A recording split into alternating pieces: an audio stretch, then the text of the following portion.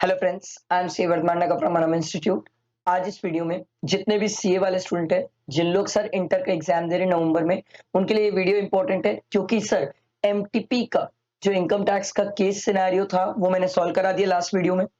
उसमें एमसीक्यू भी सॉल्व करा दिए। अब इनकम टैक्स का जो डिस्क्रिप्टिव पार्ट है वो मैं आपको सॉल्व कराऊंगा। आपको पसंद आए तो प्लीज लाइक करना और इस फ्रेंड्स तक शेयर करना। ध्यान से सुनना, बड़े प्यारे अच्छे क्वेश्चन है, बहुत अच्छे इजी क्वेश्चन है। तो अगर आप समझोगे तो कुछ जगह ऐसी है जहां मिस्टेक हो सकती है। ध्यान देंगे तो मैं आपको टेक्निक भी सिखाऊंगा क्वेश्चन अटेंड करने की, समझने की। ठीक है, आराम से काम को लोग के पेशेंस से सुनना सर। ठीक है, डिस्क्रिप्टिव क्वेश्चन इनकम टैक्स का क्वेश्चन 1 कंपलसरी। इसके बाद जीएसटी का भी वीडियो अपलोड करूंगा, तो साथ में रहना, चैनल को सब्सक्राइब करके रखना। ठीक है, चलो। तो पहले टोटल इनकम वाला क्वेश्चन का देखते हैं सर। कभी भी बड़े क्वेश्चन में, डिस्क्रिप्टिव क्वेश्चन में सबसे पहले क्या करना चाहिए सर? पहले नीचे आके पढ़ो sir. You are requested to compute his total income and tax liability of mister Raj for the assessment year, assuming mister Raj does not opt for the provision of 115 BSC. ठीक है, तो आपको इस बंदे की टोटल इनकम और टैक्स लायबिलिटी निकालना है। चलो सर देखते हैं एक एक transaction. Mister Raj, age 52 years. Sir जब भी कोई बड़ा क्वेश्चन हो उसमें एज बहुत मैटर करती है सर, बहुत मैटर करती है। ठीक है, क्योंकि उसी से तो आप स्लैब डिसाइड करते हो, कई सारी डिडक्शन डिसाइड करते हो। Resident Indian has furnished the following particular for the year ended 31 March 2023। ठीक है, देखो टोटल इनकम का क्वेश्चन है। एक काम करते हैं सर, अभी तो मैं पूरा फुल फॉर्मेट एकदम प्रॉपर नहीं बनाता, अभी मैं एक रफ फॉर्मेट बना लेता हूँ। ठीक है, क्योंकि सर हम पूरा फॉर्मेट बनाने जाएंगे तो हो गया फिर हमारा काम अभी। ठीक है, एक रफ फॉर्मेट बना लेता हूँ जिससे हम एक एक चीज को नोट करते जाएंगे सर। ठीक, जब स्टूडेंट एग्जाम में बनाएंगे तो यहाँ पर प्रॉपर लिखेंगे sir, computation of total income of mister Raj for the assessment year this. ठीक है, पूरा लिखेंगे सर, पूरा। ऐसे छोड़ना नहीं सर, अधूरा नहीं बनाना, नहीं तो एग्जाम में मार्क्स नहीं मिलता। ठीक है, ध्यान दो।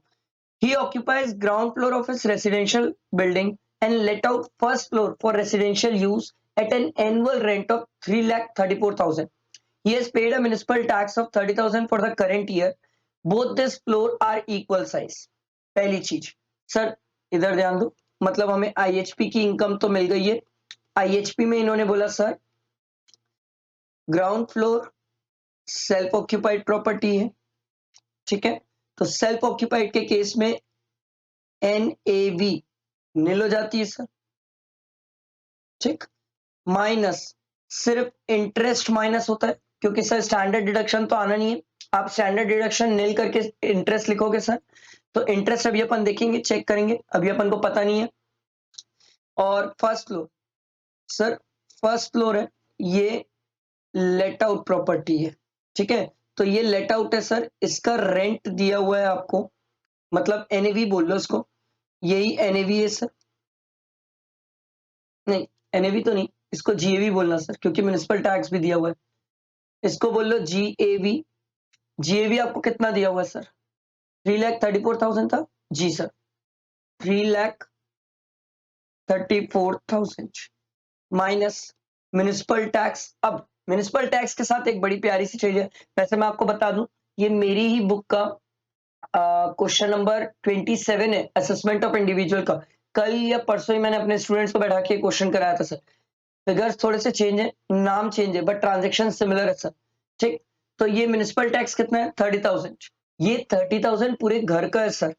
इसको डिवाइड बाय 2 करना, बोला ना इक्वल साइज, डिवाइड बाय 2 करना। जो प्रॉपर्टी सेल्फ ऑक्यूपाइड है उसमें म्युनिसिपल टैक्स माइनस नहीं होता, लेट आउट वाली प्रॉपर्टी में म्युनिसिपल टैक्स माइनस होगा। तो यहां पर आप 15,000 माइनस कर लेना। ठीक है, तो ये माइनस करने के बाद कितना आएगा? 3,34,000 माइनस 15,000, 3,19,000। ठीक, ये आ गई आपकी एनएवी माइनस 30%, इसका 30%, 95700 माइनस सर इंटरेस्ट भी तो आएगा। ठीक है, चलो देखते हैं आगे इंटरेस्ट से रिलेटेड कुछ इंफॉर्मेशन दी है क्या। As per the interest certificate from the ICICI Bank, he paid 1,80,000 as interest and 95,000 towards principal repayment. Sir देखो प्रिंसिपल रिपेमेंट तो 80C में जाएगा, क्रिस्टल क्लियर। ये 1,80,000 जो है इंटरेस्ट, ये पूरे घर का है सर, इसको भी डिवाइड बाय 2 करना पड़ेगा सर। क्यों सर? अभी तो बोला इक्वल साइज, तो ग्राउंड फ्लोर फर्स्ट फ्लोर, तो अपन क्या करते हैं, 1,80,000 इसका डिवाइड बाय 2 किए तो 90,000 इंटरेस्ट यहाँ, 90,000 इंटरेस्ट यहाँ, तो ऊपर आ जाएगा सर 90,000 का लॉस, क्योंकि सिर्फ इंटरेस्ट था, सेल्फ ऑक्यूपाइड प्रॉपर्टी थी, यहां निकालना पड़ेगा सर। माइनस किए 90,000, ये आ रहा है सर 1,33,300, ये आ गया। अब आप इसको क्या करोगे सर, 90,000 से एडजस्ट कर लोगे, 90,000 के लॉस से, तो आईएचपी की फाइनल आईएचपी की इनकम जो आउटर कॉलम में जाएगी वो 43,300। समझ आया? सिंपल, मैंने आपको आईएचपी ये पूरा सॉल्व करके दिखाया, क्लियर हुआ? मैंने ये जो इनकम है आईएचपी की उसको एडजस्ट किया सर 90,000 से, तो 43,300, ये आईएचपी का क्रिस्टल क्लियर हुआ। आगे बढ़ते हैं, आगे पढ़ते हैं। अगला देखो, he owns an industrial undertaking established in a SEZ which has commenced operation during the financial 1920. Total turnover of the undertaking was 400 lakh, out of which 120 lakh was from export turnover. Sir आपको भी याद आ रहा होगा, SEZ की बात है, 10AA की बातें हो रही है sir. The industrial undertaking fulfill all the condition of section 10AA. Profit from this industry was 45 lakh. Okay, ये हमारी आईएचपी की इनकम वैसे भी हो गई थी। अब मूव करते हैं सर, अब हमारी नेक्स्ट इनकम कौन सी होगी, पीजीबीपी, क्योंकि एसईजेड की इनकम है ना सर, तो एसईजेड यूनिट से हमारी इनकम जो है वो है 45 लाख। ठीक है, मेरे ख्याल से ये 45 लाख है। अब सर क्या एसईजेड की डिडक्शन मिलेगी? मिलेगी ना, कहा मना कर रहा हूं मैं, नहीं मिलेगी सर, बट अपन वो टोटल ग्रॉस टोटल इनकम निकालेंगे और उसके बाद डिडक्शन लेंगे। तो अभी अपन क्या कर रहे हैं, यहाँ पर सिर्फ पीजीपी में इनकम दिखा रहे हैं। ठीक है, मेरे ख्याल से बिजनेस की और कोई इनकम तो शायद नहीं है, तो यही आउटर कॉलम में भी चल जाएगी सर, 45 लाख, क्योंकि और कोई इनकम भी नहीं है। ठीक है, इसके बाद अगला ट्रांजेक्शन देखो, he employed 20 new employees for the said industrial undertaking during the previous year 22-23, out of which 20 employees, sir जैसे ही नई एम्प्लॉयज देखता हूं मैं, 80JJA वाली बातें याद आ जाती है सर, जहां पर न्यू एम्प्लॉयज अपॉइंट करने में 30% डिडक्शन मिलती है, उनकी जितनी भी कॉस्ट होती है उस पर। ठीक है, out of 20 employees, 12 employees were employed on 1st May 2022 for a monthly emoluments of 18,000। हम पढ़ के आए 25 से ज्यादा नहीं होना चाहिए, ठीक है, emoluments, and remaining were employed on 1st August 2022 on a monthly emoluments of 12,000। Thank God, दोनों 25 के अंदर है। All these employees participate in a recognized provident fund and they are paid their emoluments directly to their bank account। ये तो सभी चीजें सही चल रही है, बस एक चीज आपको ध्यान देना होगा कि डेज काउंट करना है। देखो मई वाले में तो दिक्कत नहीं आएगी, हमें 240 डेज देखना होता है, मई वाले में कोई दिक्कत नहीं आएगी, क्योंकि सर 1 अप्रैल मंथ में ही तो नहीं है ना सर, मई से तो वो अपॉइंट हो गया। बट अगस्त वाले से याद रखना सर, अगस्त, सितंबर, अक्टूबर, नवंबर, दिसंबर, जनवरी, फेब, मार्च, ये कितने मंथ हो गए, 8 मंथ्स। 8 मंथ्स इंटू 30 करोगे तो क्या ये 240 से ज्यादा चल जाएंगे? यस, 240 से ज्यादा चल जाएंगे। जो स्टूडेंट को कॉन्फिडेंस नहीं आ रहा है वो डेज काउंट करके भी चेक कर लेगा। ठीक है, बट इसकी अपन को डिडक्शन मिलेगी।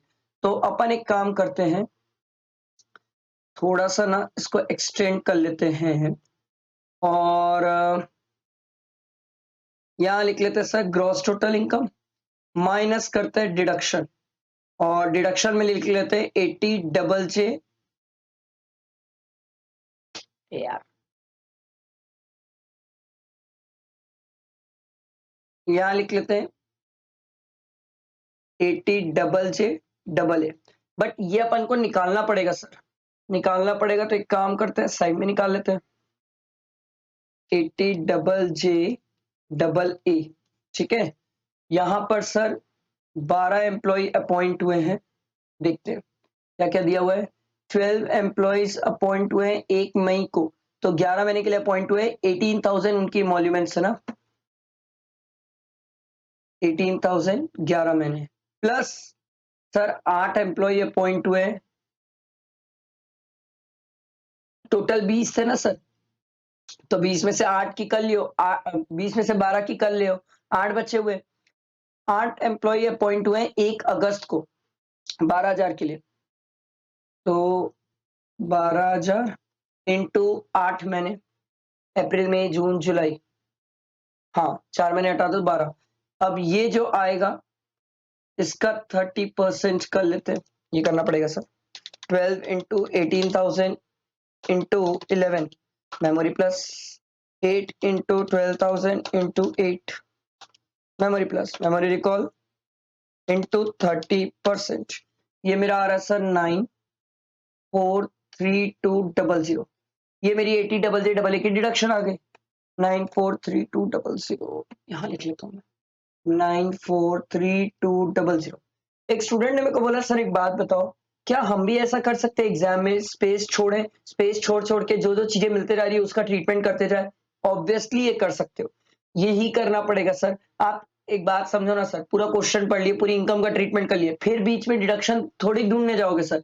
ऐसे में आपसे गलती होने के बेहद स्कोप है, कुछ ना कुछ छूटने के बहुत चांसेस है। अब जैसे एटीसी, अपन ने ध्यान नहीं दिया था पहले, एटीसी पढ़े थे, बोले थे, बट सर लिखे नहीं थे। तो एटीसी में देखो ये जो प्रिंसिपल रिपेमेंट के 95,000 ये भी तो मिल जाएगा सर, ठीक है। ये देखो मेरे को तो याद था, कोई बात नहीं, आप वहां पर नया क्वेश्चन पढ़ोगे तो आपको सिस्टमैटिक तरीके से चलना होगा, नहीं तो फंस जाओगे, कुछ ना कुछ छूट जाएगा, फिर बाद में अखरेगा यार एक आध पॉइंट छूट गया, आता हुआ छूट जाएगा तो अखरेगा। उसके बाद अगला देखो, he has earned 30,000 and 45,000 as interest on saving bank account and FD respectively।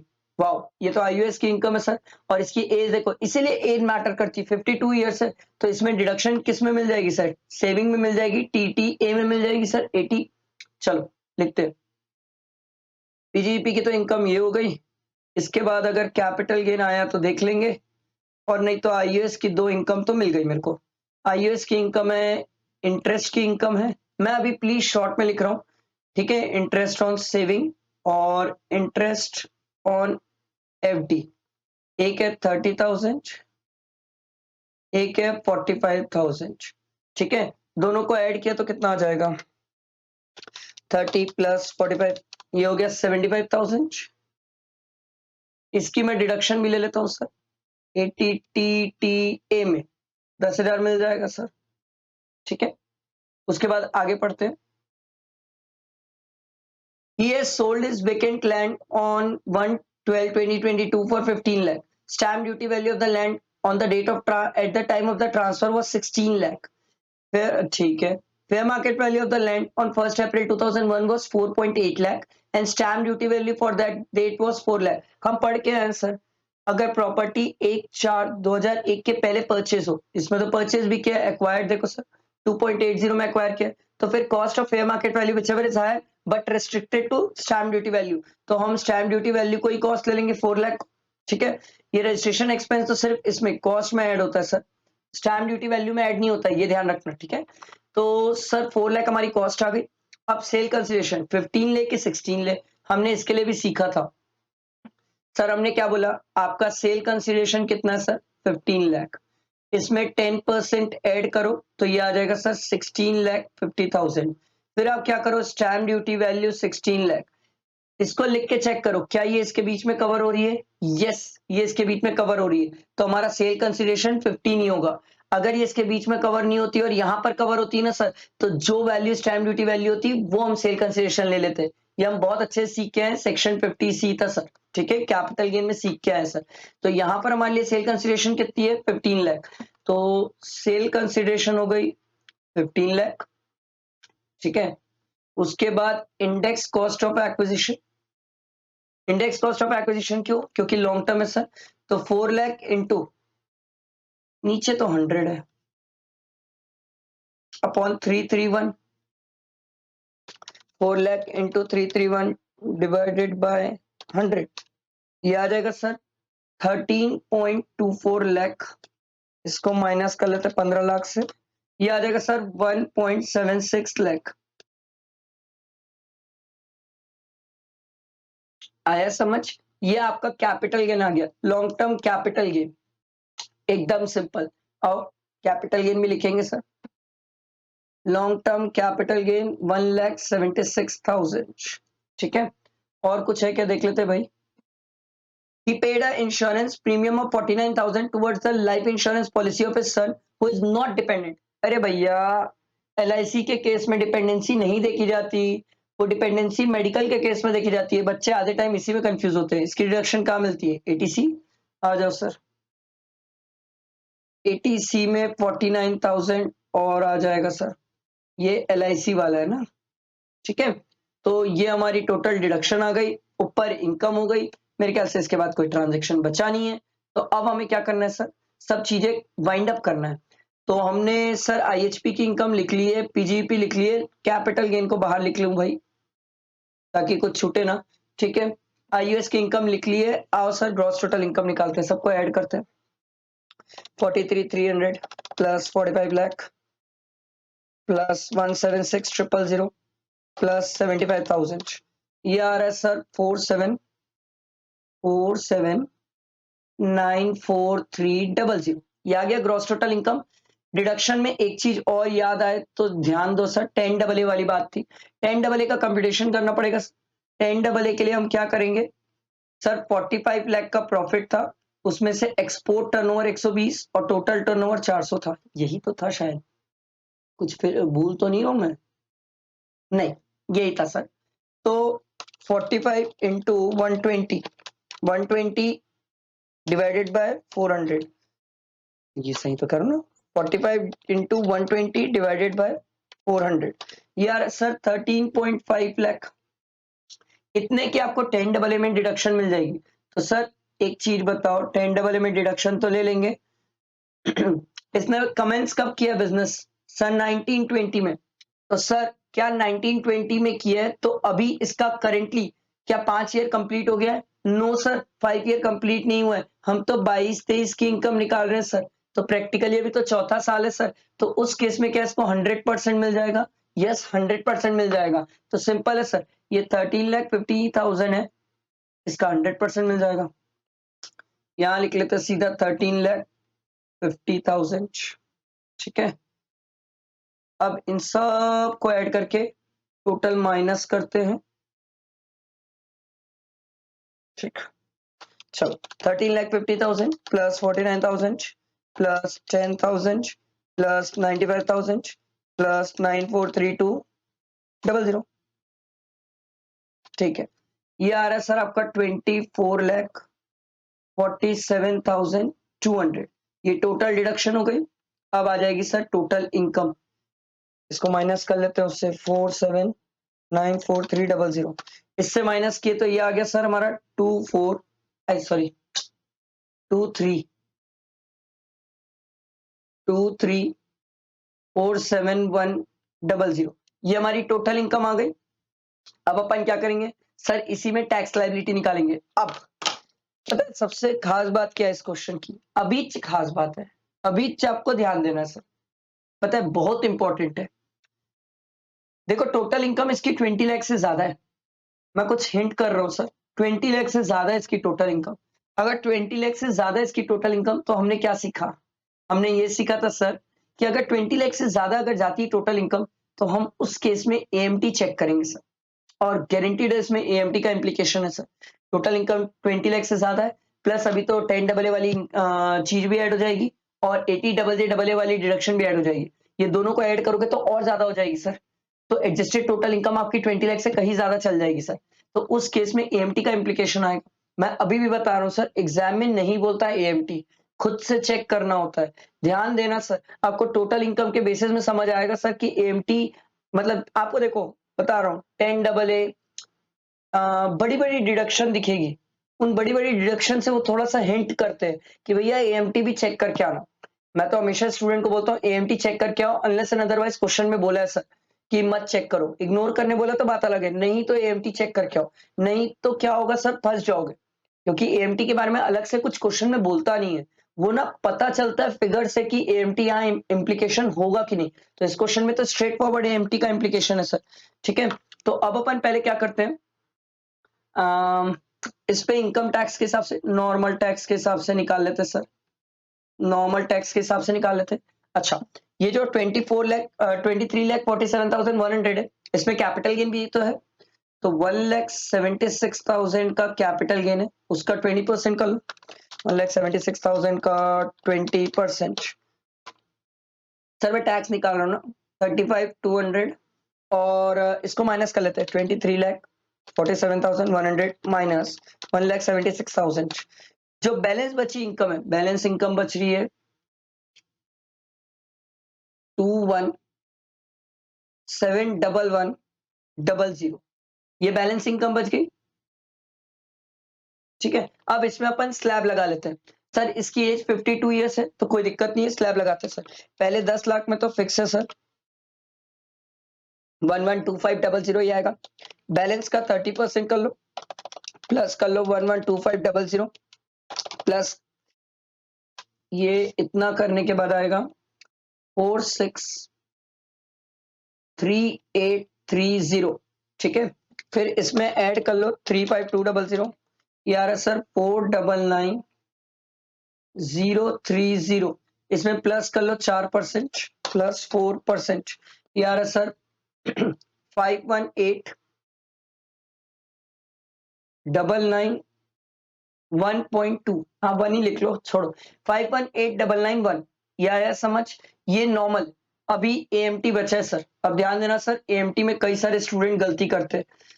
EMT के लिए अपन क्या करेंगे सर, पहले तो सर जो टोटल इनकम है उसी को लिख दो, 23,47,100। इसमें प्लस कर लो सर 10 AA वाली डिडक्शन जो आपने क्लेम करी है, 13,50,000। फिर प्लस कर लो 80JJAA। एक स्टूडेंट बोला सर 80JJAA क्यों प्लस कर रहे हैं, अपन पढ़ के आए सर कि एएमटी निकालते टाइम, एएमटी जब अपन निकालते हैं तो सर जो डिडक्शन होती है सर 80IA से लेके 80RRB तक, ठीक है, वो एक्सेप्ट एटीपी, एटीपी अपन वैसे पढ़ते ही नहीं है, इंटर वाले पढ़ते ही नहीं है एटीपी। ठीक है, तो 80IA से लेके 80RRB जो बड़ी डिडक्शंस है उनको अपन को क्या करना होता है, ऐड करना होता है। तो सर 80JJAA ऐड करेंगे सर, ये भी अपन निकाले 943200, ये कर लिया। अब इसको ऐड करता हूँ, 2347,100 प्लस 13,50,000 प्लस 943200, ये आ रहा है सर 46,40,300। ये आया सर मेरा एडजस्टेड टोटल इनकम। ठीक है, इसमें 18.5% प्लस 4%, सर मैं सब ऐड करके फाइनल लिखूंगा। इसका 18.5% प्लस 4%, एक सेकेंड कुछ गड़बड़ कर दिया क्या, 4640,300 इंटू 18.5%, ये आया, प्लस के इसमें 4% और, तो ये आ गया सर 89,279। अरे यार 3.7 है ना, तो इसको 4 ले लेते हैं। ठीक है, अब आप एक चीज समझो सर, क्या हमारा एएमटी ज्यादा आ रहा है, यस हमारा एएमटी ज्यादा आ रहा है, तो क्या हमें एएमटी ही पे करना होगा, यस हमें एएमटी ही पे करना होगा।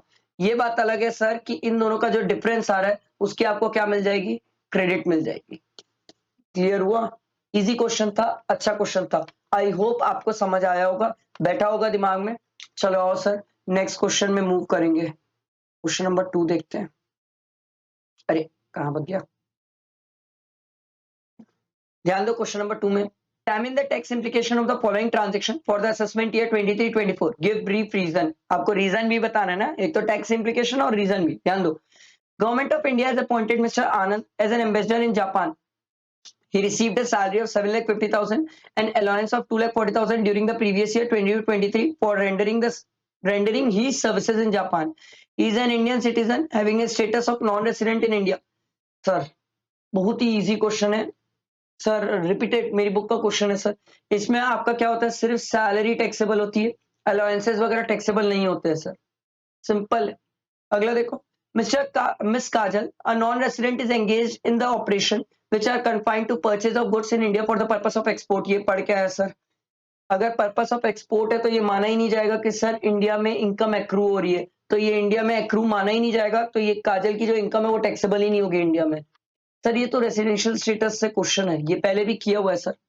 आगे देखो, mister Vikas a non resident in India has earn 3 lakh as royalty. Sir मैंने जो टेलीग्राम में वो शेयर किया है जिसमें मैंने पेपर पैटर्न बताया कि किस टाइप का पेपर पैटर्न रहता है नवंबर के लिए, आप प्लीज उसको देख लेना, उसी पेपर पैटर्न से ये एमटीपी है sir. Mr. Vikas, a non-resident in India, has earned 3 lakh as royalty for a patent right made available to Mr. Raj, who is also a non-resident. दोनों non-resident है. Mr. Raj has utilized the patent right for the development of a product in India. ओ भाई, in India. अगर royalty for the purpose of business in India use हुआ है तो ये आंख बंद करके टैक्सेबल है सर. फर्क नहीं पड़ता कितना इंडिया में रिसीव हो रहा है, कितना इंडिया में रिसीव नहीं हो रहा है. ठीक है, बहुत सिंपल इजी सा question. Mr. Jay, an NRI, borrowed 10 lakh on 1/4/2022 from Mr. Aryan, who is also a non-resident, and invested such money in the shares of the Indian company. Mr. Aryan has received interest at the rate of 12%. Sir. अगर ये जो बोरो किया होता, ये पैसा जो होता, अगर इंडिया में बिजनेस पर्पस के लिए यूज करता तो टैक्सेबल हो जाता. ये तो किसी कंपनी में इन्वेस्ट करने के लिए यूज कर रहा है, ये टैक्सेबल नहीं होगा सर. ठीक है, ये इंटरेस्ट की इनकम इंडिया में एक्रू मानी नहीं जाएगी. आप मेरी समरी बुक देख सकते हो, मेरे मैराथन देख सकते हो, इवन मैंने सर जो क्वेश्चंस कराया उसमें भी देख सकते हो. ये सब बहुत अच्छे क्वेश्चन है, इजी क्वेश्चन है, और मेरी बुक में ये सब क्वेश्चंस कवर्ड है सर. मैंने इसको करवा चुका अपने स्टूडेंट्स को, ये उनको इतना टिपिकल नहीं पड़ेगा. और मेरे हिसाब से स्टूडेंट को अभी भी बोल रहा हूँ सर, लास्ट के एमटीपीज और आरटीपीज करके जाओ, उन्हीं से रिलेटेड क्वेश्चन है सर. डिस्कस नेक्स्ट क्वेश्चन देखो. Discuss that liability of tax deduction at source. लो भाई, आ गया टीडीएस. मैंने पहले ही बोला था सर टीडीएस आएगा, टीडीएस तो आएगा, 6-8 मार्क्स का आएगा sir. Under the income tax act 1961 in respect of the following cases with reference to assessment year 23-24, ABC, a partnership firm, is selling its product R through e-commerce operator platform provided by XYZ. Sir जैसे ही मैं e commerce पढ़ता हूं ना, मेरे दिमाग में आ जाता है सेक्शन 194O. याद है ना, e commerce operator. XYZ traded in its books of accounts the account of ABC on 28 Feb 2023 by a sum of 4,90,000 for the sale of product R made during the month Feb 2023. 4,90,000 ये sir. आगे देखो. Mr. Ramesh, who has purchased product R through the platform XYZ, made payment of 60,000 directly to ABC. Wow sir, देखो अच्छा हुआ ये 60,000 वाला दे दिया. अगर ये नहीं देता तो सर टीडीएस का इंप्लीकेशन ही नहीं आता. क्यों नहीं आता? क्योंकि सिर्फ 4,90,000 होता तो 5 लाख से कम होता. इंडिविजुअल एचयूएफ के केस में 5 लाख से कम है, इंडिविजुअल एचयूएफ है, उसने बैंक डिटेल्स प्रोवाइड किए, तो टीडीएस की बात ही नहीं आती. अब ये दोनों को ऐड करेंगे सर, 4,90,000 प्लस 60,000 जो डायरेक्टली मिल गया है, दोनों को ऐड करके चेक करेंगे तो हमारा कितना आ जाएगा, 5,50,000. और ये 5 लाख से एक्सीड कर रहा है, तो इस केस में सर 194O में टीडीएस का इंप्लीकेशन है. बहुत सिंपल, अच्छा था सर, आई बात समझ. अब 5,50,000 पे टीडीएस काटोगे सर, भूलना मत. ठीक है, आगे बढ़ते हैं. ABC Limited is a producer of natural gas. During the year, it sold natural gas worth 26,50,000 to XYZ company, a partnership firm. It also incurred 1,70,000 for the as freight for the transportation of gas. The ownership of the gas is simultaneously transferred by ABC Limited. इसको क्या हो गया? Simultaneously transferred by ABC Limited. ठीक है, फिर transportation. It raise the invoice and clearly segregated the value of gas as well as the transportation charges. Sir फर्क नहीं पड़ता ना सर, भले सेग्रीगेट कर ले. यहाँ पर तो बोला है ना सर, बेचा है, बेचा है, तो बेचने पे 194C एप्लीकेबल नहीं होता ना सर. 194C एप्लीकेबल होता है on the cases of work. अगर कुछ वर्क करके दो तो 194C एप्लीकेबल होता है, बेचने पे 194C एप्लीकेबल नहीं होता. ठीक है, आगे बढ़ते हैं. Design LLP paid job charges to ABC, a partnership firm, for doing embroidery work or work. देखो sir, 194C work on the fabric supplied by the design LLP during the previous year 22-23 is as under. Bill number देखो 4 bill है sir. तो देखो कितना हो रहा है, amount total करते हैं. याद है ना 194C में लिमिट पढ़ के है सर, अगर एक कॉन्ट्रैक्ट हो तो 30,000, मल्टीपल हो तो 1 लाख की लिमिट चेक करते हैं, ऐड करते हैं सर इसको. 27,000 प्लस 25,000 प्लस 28,000 प्लस 32,000, ये आ रहा है सर 1,12,000. सर क्या ये 1 लाख से एक्सीड कर गया? Yes sir. क्या टीडीएस का इंप्लीकेशन आएगा? यस सर, 194C में आएगा सर. और याद रखना, सामने वाला कौन है? पार्टनरशिप फर्म है सर. इंडिविजुअल एचयूएफ होता है तो 1%, अदर देन इंडिविजुअल एचयूएफ होता है तो 2%. तो आप 1,12,000 का 2% करोगे सर. आया समझ? सिंपल इजी क्वेश्चन था टीडीएस का, अच्छा था, आराम से बनने वाला क्वेश्चन था। ठीक है, मेरे को लगा था सर 194 आर क्यू ये सब नए नए अच्छे अच्छे सेक्शन है उनसे देगा एमटीपी में, बट ये बहुत इजी वाले क्वेश्चन दे दिया। ठीक है, चलो क्वेश्चन नंबर 3 देखते, ध्यान दो। Mister Manish a citizen of country Y, पहले तो क्वेश्चन में नीचे पढ़ लेते सर क्या निकालने बोलता है हमें। सर आपसे पूछ रहा है income chargeable from house property, तो हाउस प्रॉपर्टी का टोटल क्वेश्चन है of mister Manish for the assessment year. तो आओ सर ऊपर क्या बोलता है, mister Manish a citizen of country bye a resident but not ordinary resident. एक नंबर, इसका इंप्लीकेशन समझ रहे हो sir, resident plus not ordinary resident है, तो resident plus not ordinary resident का मतलब ये हो रहा है कि ये आदमी अगर दूसरी कंट्री में घर को लेट आउट करता है तो वो इंडिया में टैक्सेबल नहीं होता है सर, क्योंकि नॉट ऑर्डिनरी रेसिडेंट है, उसकी अदर इनकम टैक्सेबल होती ही नहीं है इंडिया में। ये चीज का ध्यान रखना, सिर्फ बिजनेस कनेक्शन अगर इंडिया में होता तो वो टैक्सेबल हो जाता, या इंडिया में एक्रू या डीम टू एक्रू और राइज इन इंडिया होता तो टैक्सेबल हो जाता। ठीक है, अगला देखो, he owns 2 house property in country by, one is used as his residence, another house property is rented for, ये दिया हुआ है बट ये हमारे लिए इररिलेवेंट है सर, क्योंकि वो बंदा resident plus not ordinary resident है। He took ownership and possession of a flat in Delhi, इससे मतलब है मेरे को, which is used for self occupation while he is in India. तो self occupied property दिल्ली की, तो उसकी annual value क्या हो जाएगी, nil. The flat was used by him for 3 months at a time when he visited India during the previous year 20 to 23. The municipal valuation दिया हुआ है, fair rent दिया हुआ है सर, self occupied property है, प्रॉपर्टी टैक्स ये सब चीजें दी हुई है, इन सब चीजों से मेरे को कोई मतलब नहीं है सर, एनुअल वैल्यू वैसे ही nil है। He has taken a loan of 18 lakh at the rate of 9.5% from HDFC Bank on 1st August 2020 for purchasing this flat. No amount is repaid till 31st March 2023. Sir ये आपसे pre post का interest calculate कराएगा sir, ध्यान दो sir. हम कैसे करेंगे, हम सिंपल मिस्टर मनीष, ठीक है, मिस्टर मनीष की इनकम निकालेंगे सर। दिल्ली वाले घर पे NAV नील है सर, तो जो माइनस होगा वो इंटरेस्ट ही माइनस होगा। इंटरेस्ट के लिए यहां पर जंग है सर, इंटरेस्ट के लिए इसलिए जंग है सर क्योंकि यहां पर देखो सर, ओनरशिप वो कब लिया, 1/10/2022 को, और सर लोन कब लिया है, 1 अगस्त 2020 को।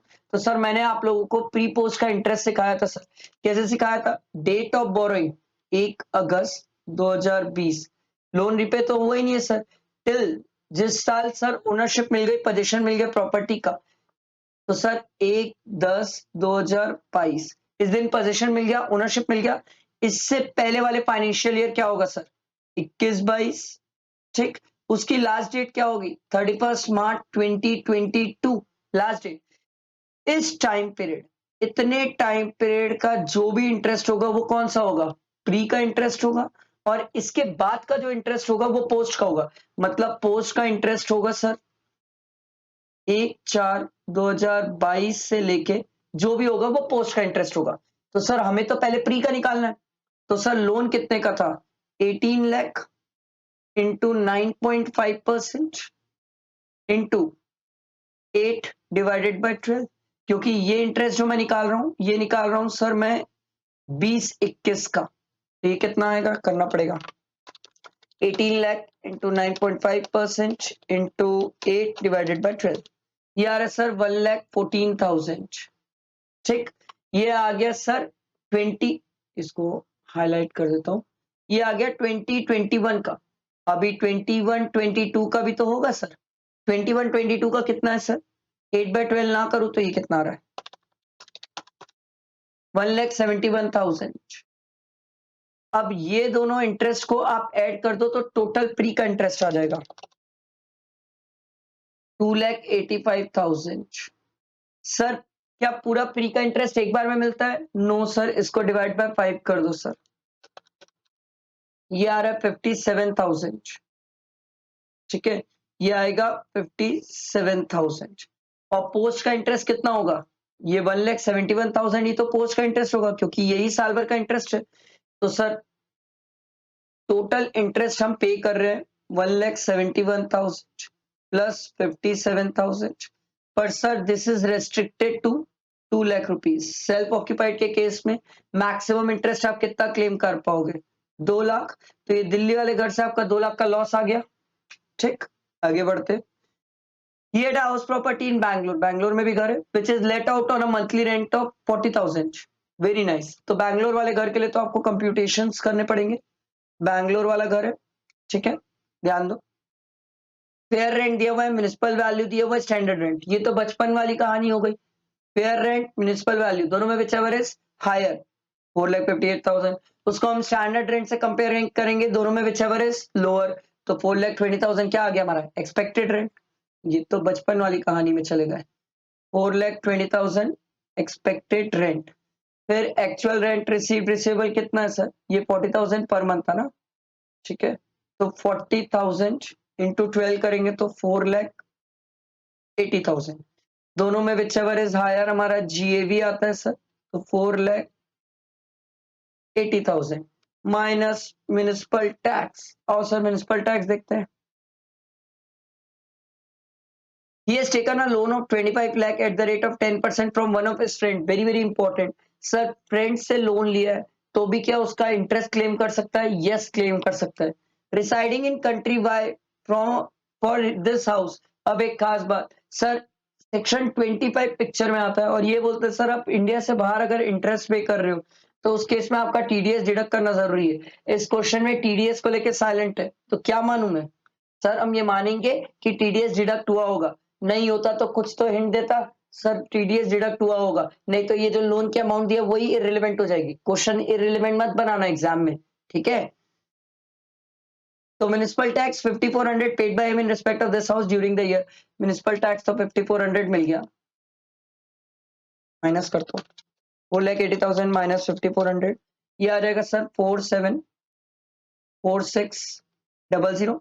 ये एन ए वी माइनस 30%, इसका 30%, 142,380 माइनस इंटरेस्ट। 25 लाख का लोन था, 10% इंटरेस्ट है, मतलब 2,50,000 माइनस 2,50,000। ये आ रहा है सर 8,22,2,2,0। ये आपका आ गया सर फाइनली इस घर की वैल्यू, ठीक है। अब हमारे पास 2 लाख का ऊपर लॉस भी है तो आपस में एडजस्ट हो जाएंगे, माइनस 2 लाख। सर ये इसका फाइनल आ रहा है 117,780। इतने का फाइनल आंसर आएगा, फाइनल लॉस आ जाएगा। आया समझ? इजी था क्वेश्चन, बहुत ही ज्यादा इजी था सर। अगले क्वेश्चन में आओ। अगला क्वेश्चन क्या बोलता है? Kumar Enterprises, a sole proprietor, own 4 machines put in use for business in March 2021. The depreciation of this machine is charged at the rate of 15%. The WDV of this machine is 7,70,000. Two of this old machine are sold on 15 July 2022 for 10 lakh. A second-hand plant was bought for 6,10,000 on 30th December 2022. यार ये तो मतलब इतना easy question दे दी institute, exam में भी ऐसे ही दे दे बच्चों को। माइनस 10 लाख, ये हमसे सर डेप्रिसिएशन चेक कर रहा है, ब्लॉक ऑफ एसेट का कंसेप्ट चेक कर रहा है। 7,70,000 प्लस 6,10,000 माइनस 10 लाख, 3,80,000 सर, 3,80,000। उसके बाद सर ये 10 लाख के हमने बेचा है ना सर, तो 7 लाख फीफो मेथड अप्लाई होता है, तो सर ये 10 लाख में 7,70,000 वाली एसेट चले गई होगी और 6,10,000 वाली भी कुछ एसेट चले गई होगी। तो ये जो 3,80,000 की एसेट बची हुई है, ये 6,10,000 वाली एसेट बची हुई है, तो इस पे जो डेप्रिसिएशन लगेगा, सेकेंड हैंड है ना सर, और कब परचेज किया है?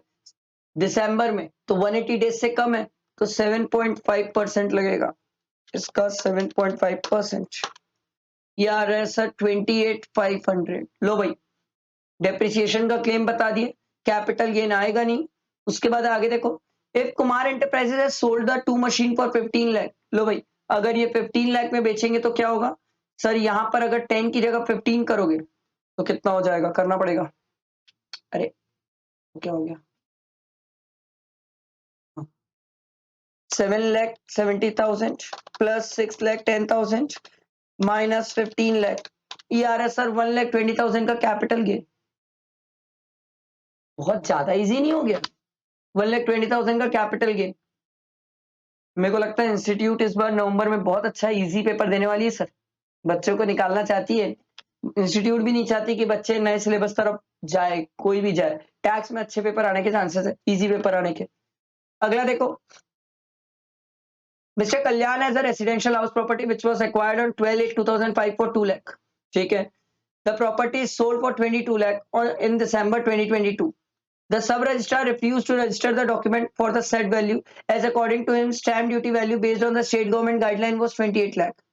Mr. Kalyan preferred an appeal to the revenue divisional officer who fixed the value at 25 lakh. हम तो पढ़ के आए हैं सर, अगर स्टैम्प ड्यूटी वैल्यू और वैल्यूएशन ऑफिसर की लड़ाई हो जाए तो वैल्यूएशन ऑफिसर की अगर वैल्यू कम हो तो उसकी वैल्यू ले लेते हैं, तो 25 लाख ले लेंगे। ठीक है, कैपिटल गेन ही तो निकालना है, बहुत सिंपल है सर। सेल कंसिडरेशन कितना हो जाएगा? 25 lakh. Sir index cost of acquisition, क्योंकि 2 लाख में खरीदा था और लॉन्ग टर्म है सर, इनटू अब बेचा, करंट ईयर में बेचा है ना, तो 331 और 2005-6 का चाहिए अपन को। 2005-6 का कहाँ गया? 117। 2005-6 का यही है ना? हाँ, 5-6 का 117 है सर, तो 331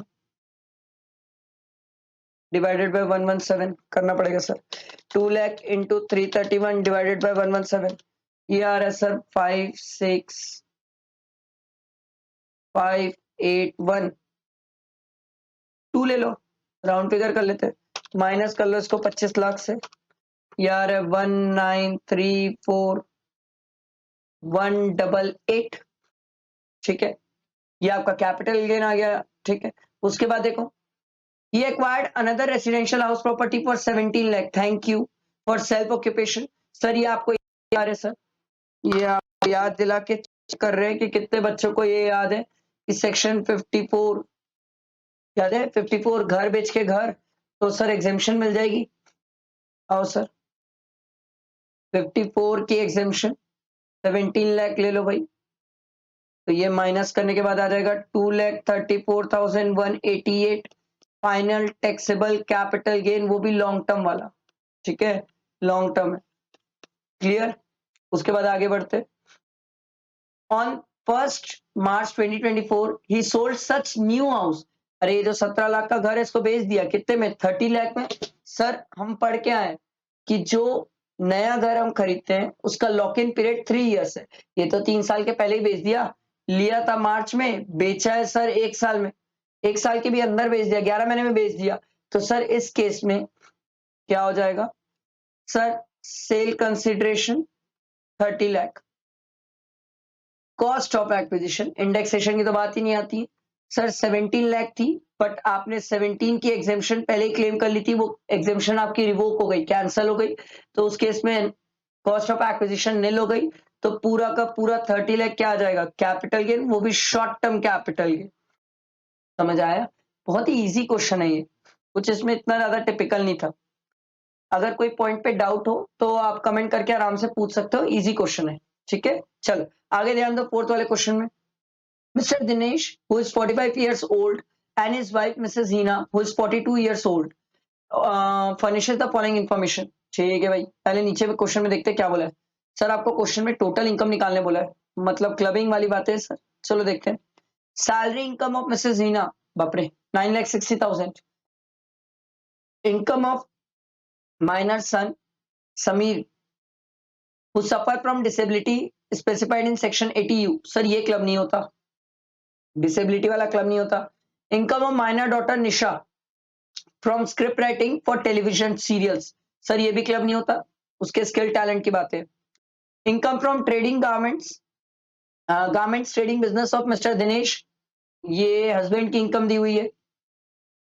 cash gift receive by minor daughter Nisha on 2/10/2022 from friend of Mrs Heena on winning of a story writing competition. Sir ये क्लब होगा और पापा के हाथ में ही क्लब होगा, बट दिक्कत ये है सर 50,000 तक जो कैश गिफ्ट है वो एग्जेम्प्ट होता है, तो उसके कारण सर ये क्लब होके भी एग्जेम्प्ट हो जाएगा।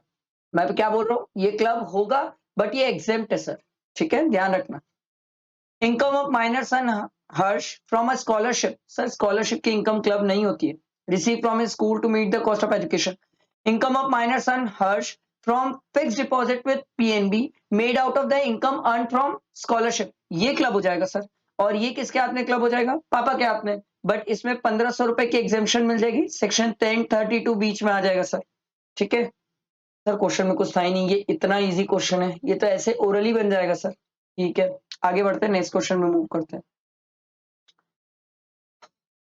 ये तो सेट ऑन सेट ऑफ का क्वेश्चन लग रहा है सर। ग्रॉस टोटल इनकम निकालने बोला है, ठीक है। Losses to be carry forward, वही सेट ऑन सेट ऑफ का क्वेश्चन है सर। और ये डिक्टो सर मेरी बुक का सेम क्वेश्चन है, सेम क्वेश्चन है। Mr Nigam, a resident individual submit the following information relevant to the previous year ended 31 March 2023। Income from salary दिया हुआ है, ठीक है। आईएचपी का लॉस है 2,80,000, उसमें से 22,000 एडजस्ट किए। सर मैक्सिमम आप 2 लाख का लॉस क्लेम कर पाओगे आईएचपी का, वो भी सैलरी से एडजस्ट करोगे, तो सैलरी से इनकम नेट कितनी बच जाएगी, 22,000। ये तो सेम क्वेश्चन है। टेक्सटाइल बिजनेस का लॉस है सर 4,000 रुपए आ जाएगा सर, टेक्सटाइल बिजनेस का लॉस, ठीक है। और स्पेकुलेशन बिजनेस का लॉस कितना आएगा, 74,000 माइनस 46,000, ये है 28,000। सर स्पेकुलेशन बिजनेस का लॉस तो कैरी फॉरवर्ड हो जाएगा। नॉर्मल बिजनेस का लॉस है वो, और किसी से देखते हैं, कोई और इनकम भी तो बचना चाहिए, ठीक है। सर कैपिटल गेन में भी लॉस आ रहा है सर, कैपिटल गेन में लॉस आ रहा है 600 रुपए का, 600 रुपए का लॉस आ रहा है, शॉर्ट टर्म कैपिटल लॉस, ठीक है। सर इनकम फ्रॉम बेटिंग से कुछ एडजस्ट नहीं होता, कार्ड गेम से कुछ एडजस्ट नहीं होता, loss from maintaining of race horse ये कहीं एडजस्ट नहीं होगा, तो ये दोनों इनकम ऐड किए तो टोटल इनकम ये 80,000 दिख जाएगी और ये 22,000, मतलब टोटल इनकम दिख जाएगी, कितना हो गया भाई, 80,000 प्लस 22,000, ये आ जाएगा 1,02,000, ये टोटल इनकम। क्योंकि sir short term capital gain किसी और से एडजस्ट होगा नहीं, स्पेकुलेशन किसी और से एडजस्ट होगा नहीं, बिजनेस इनकम एडजस्ट करने के लिए हमारे पास कोई इनकम ही नहीं है दूसरी, सॉरी बिजनेस लॉस को एडजस्ट करने के लिए कोई दूसरी इनकम नहीं है, ये तो ऐसे ही सॉल्व हो गया सर। ग्रॉस टोटल इनकम आपकी 1,02,000, सिंपल इजी क्वेश्चन। ये थ्योरी क्वेश्चन है सर, ये होमवर्क है, ये आप देख सकते हैं सर, ठीक है। ये मैंने आपकी इनकम टैक्स की पूरी एमटीपी सॉल्व कराई, फिर भी कोई डाउट्स हो पूछ सकते हो, लाइक जरूर कर देना, फ्रेंड्स को शेयर कर देना, उससे बहुत हेल्प होगी लोगों को, अच्छी अंडरस्टैंडिंग होगी, क्लैरिटी अच्छी आ जाएगी। इसके बाद मैं जीएसटी की भी कराऊंगा, तो साथ में बने रहना, चैनल को सब्सक्राइब करना, बेल आइकन प्रेस करना नहीं भूलना, ठीक है। चलो, थैंक यू।